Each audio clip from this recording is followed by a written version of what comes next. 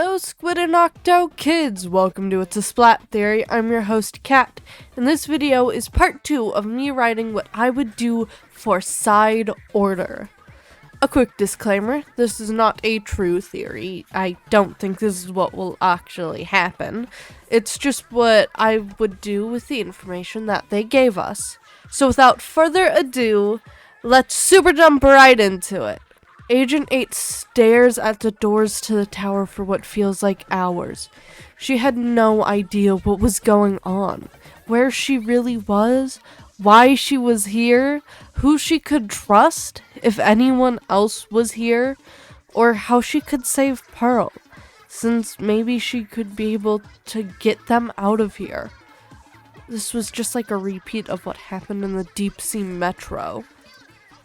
After not seeing any more of those creatures, 8 cautiously walks up to the doors of the tower and reaches her hand out, hovering centimeters from the door. She takes a deep breath. She, unlike Pearl, didn't think anyone would come to save her. No, she had to do this by herself. She would get Pearl, and she would get out of here.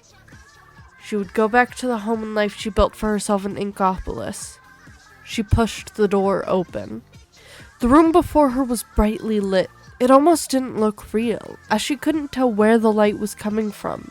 It was covered in white tiles, and the room was completely symmetrical, with 2 light metal doors in front of 8.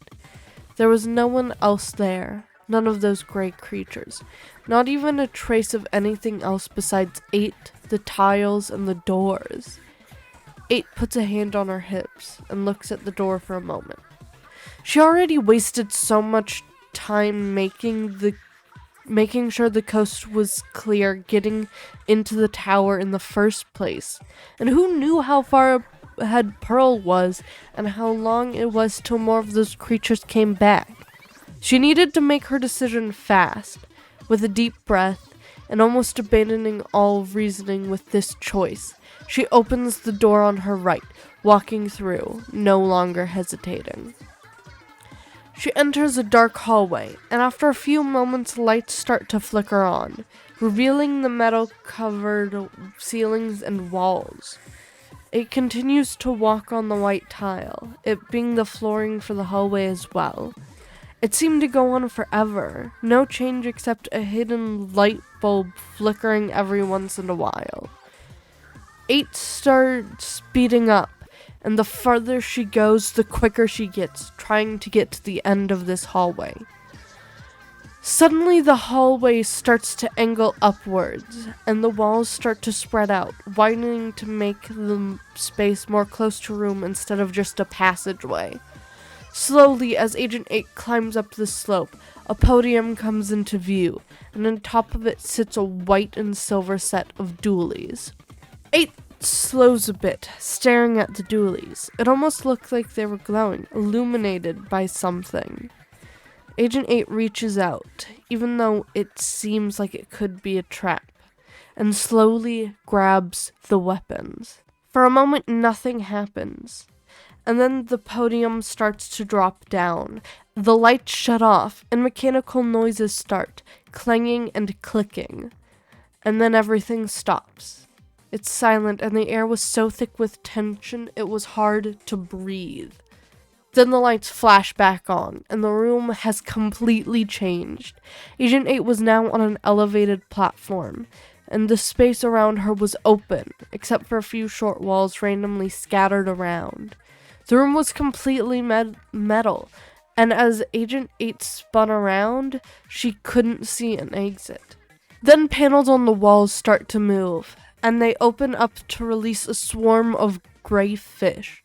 They looked similar to the creatures that dragged Pearl away, the same bone-ish things floating inside, and covered in the same gray-brown coating.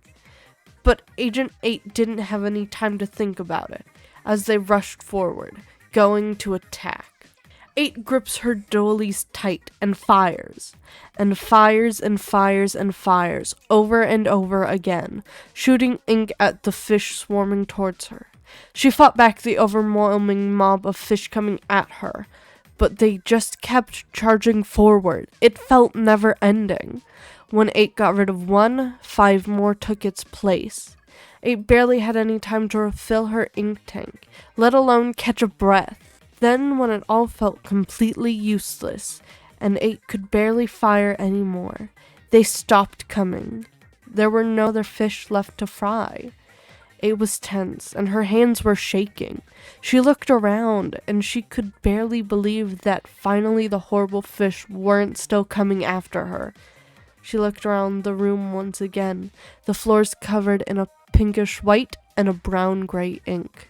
The walls were again mostly closed off, but there was one panel still moved out of the way, open, with a yellowish light shining from inside it. Agent 8 walked forward, towards the opening in the wall, and once she reached it, looked through, but wasn't able to see anything. She takes one more deep breath, crouches down, and walks into the light, ready to face whatever is on the other side. And that is all for today. If you enjoyed the video, super jump over to that like button, splat the subscribe, and ring the notification bell. And as always, stay fresh, stay off the hook, stay cool, and catch you later, Squid and Octo kids.